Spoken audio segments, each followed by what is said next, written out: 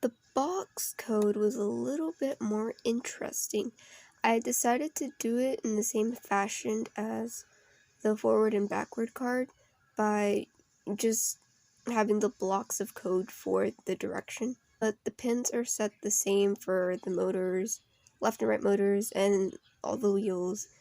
Setup is set the same, high, and outputs for the pins. And then we have the main loop, void loop. We start first by doing box going in the right direction. We start by going forward first, like the forward and backward code. And then we do a longer delay before we have the car turn right. To turn right, the code for the wheels in order would be high, low, high, low.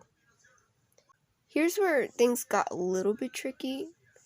The delay in between the turn and going forward was difficult to figure out because originally I set all of these delays to 500, but when I actually ran the program, the car didn't exactly turn 90-degree angle.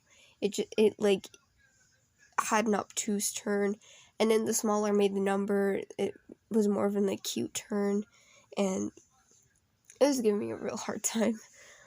So I had to do a lot of fiddling with these numbers right here, and that's why they're not completely the same for each turn, because I want to assume it's not exactly the car, it's more just the more you run the car, and then like the more the wheels turn, like friction, stuff like that. I feel like some of those physical factors are what made the turn not so clean. So I had to, in a way, compensate for that loss, quote-unquote loss of turn, or loss of ability to turn a perfect 90-degree angle.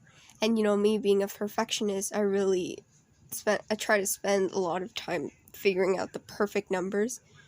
And that's why in the video, I did, well, first of all, I was being a little overambitious. Bernice helped us. She showed us how she made her card make a box in the right direction and a box in the left direction. So I decided I wanted to do that too, all in one go. And then, of course, with the aforementioned problem, that made it very tedious and time-consuming to figure out for not just the right box, but then left box. And I ended up just breaking the code in half to do a right box by itself and then the left box by itself. And the numbers were relatively the same, but like I said, I feel like the physical factors are what kind of messed it up. I did it the best I could.